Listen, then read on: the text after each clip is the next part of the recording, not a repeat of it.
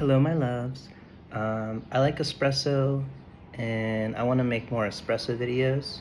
So I'm just going to show you like a little bit of my coffee setup, what I like to do, some tools I think are really good, some tools I think are really bad, and that's it. So first of all, I have my coffee already. This is espresso. This is just a double shot of espresso with some milk and some ice, and that's it. And this is the brand Intelligentsia. Very delish. I have the Black Cat Classic. It's a specialty coffee. If you live in Hawaii, you cannot order it online because they don't ship here. But you can get it at Whole Foods or at Target. I think those are the only two places you can pick it up at that I know of. But it's very good. Wait, I'll be an influencer. I love this coffee. It's very good coffee. So I have my portafilter, which has a double shot basket inside. Double shot basket. I want a new portafilter, one of the bottomless ones. So this one has like the little spigot things. The reason why is because I think it makes better coffee to have the bottomless portafilters because of the way the water flows through. Espresso is like all about distributing your grinds as evenly as possible and having the water flow through it as evenly as possible. And the smallest things like help that a lot. So I grind my coffee by hand. This was the hand grinder I was using, but this one's good. I like this one. The problem with this one is that all the markings are faded for the grind size. So anytime I adjust the grind size, it's a pain to find out where the grind is. And if I'm grinding for espresso, that's a finer grind than if I was grinding for like filter coffee or for like drip coffee or something, or even cold brew. Cold brew is like you need like a really coarse grind. And it's kind of like, it doesn't go on all the way that it should. It still grinds coffee, like it's fine, like it works, but I needed a new grinder, so I got this bad boy. It's smaller, which is fine because I usually just make coffee for me. And if I make more than all this coffee, which is going to be like 3 or 4 cups of coffee, like for espresso, I can like put it in a different container, you know. But this one like unscrews. There's not a cap to this one. I kind of wish there was. Surely with my collection of lids, I can find one that already fits it. But this is how you would use this one. So I have some coffee I already put in here. I didn't put a lot. This isn't the dose I would use to make a double shot because there's already some in here. So yeah, you're not gonna see my double shot dose. But I put this in here and then I already sprayed it, but I'll just spray the airs, you know. This is my little spray bottle of water. So like, you know, type stuff right now. And if you think, oh, you wasted water. No, I didn't, because I got flowers right here and I just watered them and you had no idea that I did that. Now they're already in water, so like, does it matter? I don't know, but it was fun to spray them with water. But I spray the water and I go, and then I pour them in. And then I put the cap on, which my old one, there's no cap. So when you're grinding with the one I was using before, sometimes like coffee beans can like shoot out, which is part of the reason why you spray it with the water. It reduces static. So reducing the static helps mainly through the grinding process to make sure they're grinded evenly and that you're not like having them like ejected out of the grinding machine. This little part goes on. I'm at the grind size I want, and then you just grind it like this.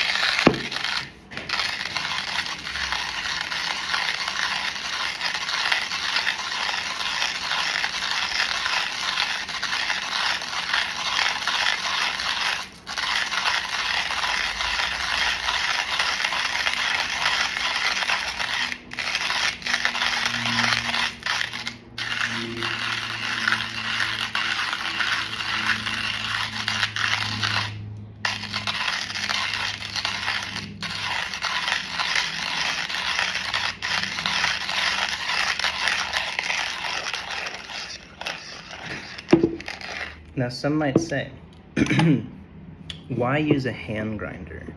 Why not grind from a machine? Some of the blade grinders that people use for coffee, like the ones, ouchie, I hit my head on the table, my hand, not my head. When the blade spins around, like, you know what I'm talking about? Blade spinning. It hits the beans and it's like, but it hits it unevenly. So it's not like a, what's it called? It's gonna give you uneven bean size. And if the sizes of the grind, like some of them are really small, some of them are really big, the water is not gonna flow evenly through them. And it can give you really unpleasant flavors, actually, to have different size grind. So you want it to be like the same, approximately grind size. So if you use like a blade grinder, even if you had like a manual blade grinder, which I've never seen someone use a manual blade grinder, but I'm sure they exist. Actually, I've seen the ones for like vegetables where like you go, but I haven't seen them for like people use them for coffee. This is a burr grinder. So the way that this works is it has like, inside it has like ceramic thing, and it like pushes the ceramic. So it's like, you know? So burr grinders are better for even size coffee. You can use an electric burr grinder. I don't want to. I prefer manual. I think that part of my ritual of making coffee in the morning, I like the fact that I'm using it manually and I can like do that for a while. I enjoy her. So I'm gonna show you how I would like make a shot of espresso. Cause I'm going to, cause like, you know, I have one, right? And she's delish, don't get me wrong. But I want another one, you know? So here's what I would do. So I'm gonna use my new grinder. Doesn't seem an important tool, but it is. This is a spoon, but it's not just a spoon, it's a scoop. But it's not just a scoop, it's a fancy scoop, because it's exactly 13 grams. And also, stuff doesn't really stick to it very well. So like if I like take it and like scoop some espresso and then like I pour it out, nothing really stuck to it. That matters actually, especially if you're using it for like if you use it for like instant coffees and stuff, you don't want to like to get all gross. And like this kind you could just like keep in the container. I don't use this for instant though. I just use this for espresso. Some coffee companies, if you order like their bundles and stuff, they'll give you like a scoop. A lot of them are really bad, like they really suck. Like I just don't like them. This is like a metal one. I like the material it's made of and nothing sticks to it. This is from AG1, not even related to coffee. But when I got, they changed the size of their dosing. So before it was like, you did 1 scoop of AG1 and it was like 12 grams. And then when they changed their formula to add 1 more gram, it was 13 grams. So they can't give you a 12 gram scoop for 13 gram AG1, you know what I'm saying? So then they changed their scoop. And when they change their scoop, they give you a new scoop. So then I have one for coffee. So that's cool. So I'm gonna make my espresso. So it doesn't have to be exact. And I actually, I use the scoop for dosing, but I dose volumetrically based on what is in the basket. I know a lot of espresso people, oh wait, there's no, I was looking for the lid. There's no lid. I just have to freaking screw this back on and keep it in here, I guess. Let me put the thing on.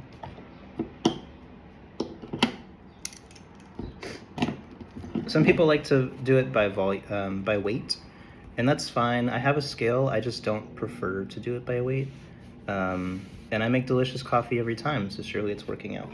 So this right here is the most important coffee tool for espresso, other than probably like the machine itself or the beans.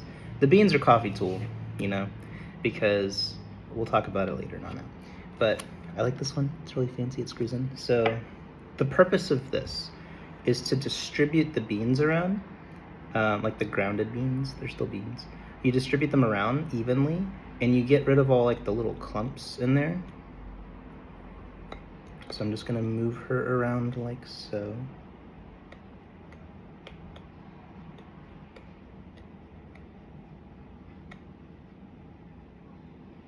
And I use a lot of vibration. Like I don't buy the fancy vibration machines, but what I mean is like just like tapping the side to get it evenly distributed.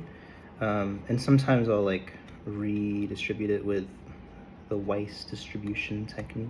It's known as a WDT tool.